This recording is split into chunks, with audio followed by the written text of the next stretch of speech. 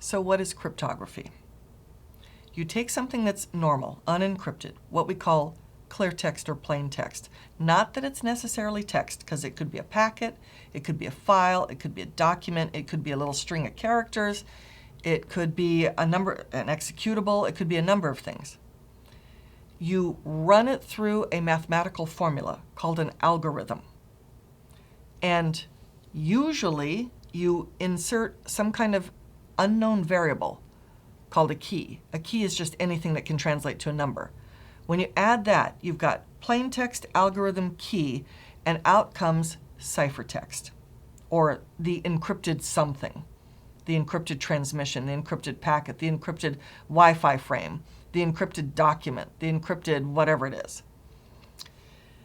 The idea in most cryptography, and it doesn't have to be like this, but this is the common way, is that the algorithm, which is the mathematical formula, is well known. What's not known is the key. Now, there are whole philosophical discussions here, but the reason why the algorithm generally is well known is because if you throw it open for the general public, then you'll have thousands and thousands of eyes on it trying to break it. There are even cash prize contests. Try to break this algorithm. And it only makes it that much more secure. The part that nobody knows, except the person sending and the person receiving, is the key. That's the secret part. So, plain text, algorithm, key, ciphertext. And then you can reverse that. Ciphertext back to the algorithm, same key, plain text. Now, there are variations of this. We're going to take a look. So, cryptography. We are converting data into some kind of scrambled code so it can be safely transmitted or safely stored. It's used to protect confidential information and data. Cryptography has objectives. We want to make something confidential. Only the authorized person or process is able to access it. We want to use it for authentication. We want a mechanism to prove that it's really the source. It's really me. It's really my machine. It's really my process, my application. We want to verify integrity. We want to make sure that this thing has not changed in an unauthorized way. And we want to make sure nobody can deny they did something. Do you notice here that of the CIA triangle, we don't have availability? Cryptography in and of itself is at odds with availability, because its whole idea is to be secretive. So availability is always the balancing act against confidentiality and integrity. The data encryption process, you take plain text and you encrypt it into ciphertext. And the ciphertext can be sent across a network or stored on something. And then when it's received, it's decrypted back into plain text. So here are the components of cryptography. I have something that is clear, a document or a network packet. It doesn't have to be a document. And with an algorithm and a secret key, it brings out ciphertext. And then I take that same ciphertext with the same key, the same algorithm, it yields plain text. Now, there are algorithms that use two keys, and we'll get to that in just a moment. So the types of cryptography. Symmetric encryption uses the same key to both encrypt and decrypt. Asymmetric encryption uses one key for encryption, and then it has a friend that's mathematically related for decryption. You cannot use the same key to do either. You have to have one to encrypt, then the other to decrypt. Hashing is a one-way encryption that is not meant to be decrypted. The algorithm produces a fixed length output no matter what the input is. There's no key involved. It's meant to make sure that the data has not been modified. It's meant for data integrity. The data is not encrypted, but the hashing algorithm accompanies the data, and you can independently verify that you can run that same hashing algorithm against the thing that we have that we download and see if we get the same output that the original publisher claims. And if we do, we can assume that it is the same as the one they put. with symmetric encryption, again, the same key, the same secret key, and a key is anything that can be reduced to a number.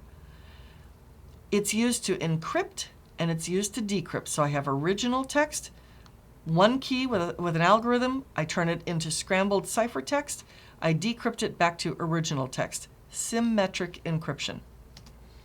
Here's an example, good old Alice and Bob. We use these for encryption discussions all the time. Alice and Bob have agreed upon a key. They have also agreed upon an algorithm. Bob creates a message, "Hello, Alice." He encrypts it with the key. He sends it to Alice. Alice takes the same key, she decrypts it, and she sees, "Hello, Alice."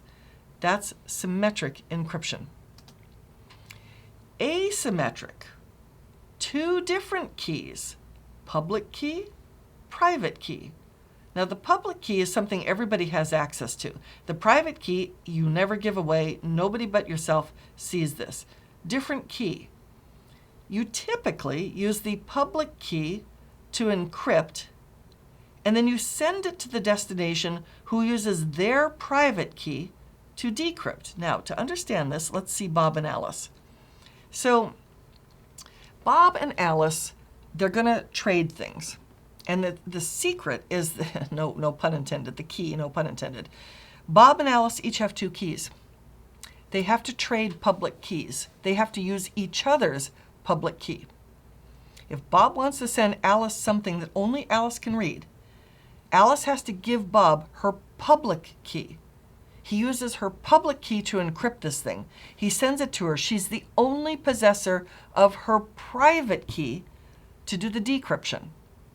So we can see Bob creates a message, "Hello, Alice."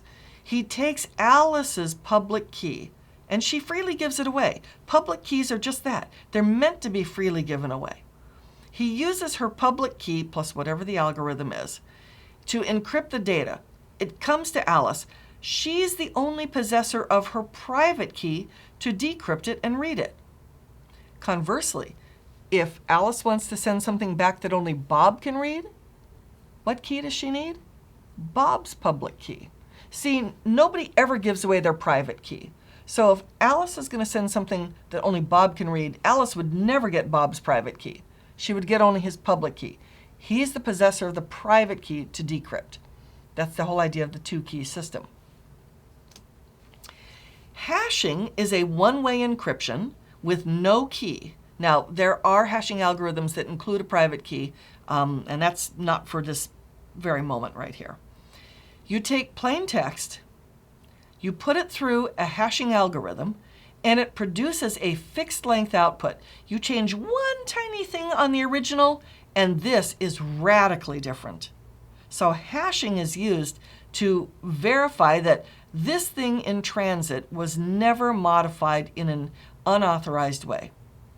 The original thing is actually not encrypted. There's just an accompanying hash that can be downloaded by the end user along with the original file. A lot of people don't bother, but they get the original file, they download it, they can then download the hash and run their own hashing algorithm to validate that this thing was never changed. Now let's talk about government access to keys, GAK.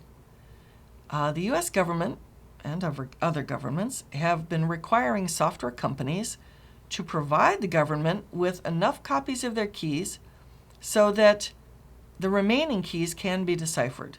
Now, the government guarantees that they will keep the keys secure. Okay? I think we'll put the keys in escrow so that they're not just lying around on someone's desk. The government will guarantee the keys will only be used if there is a court-issued warrant. Hope they're not lying to us. This is similar to the government's right to wiretap a phone. So just be aware that private keys, your government will probably want your software company to give up enough of those so that if they have to read your mail, they can do that. So that's just a quick overview of encryption.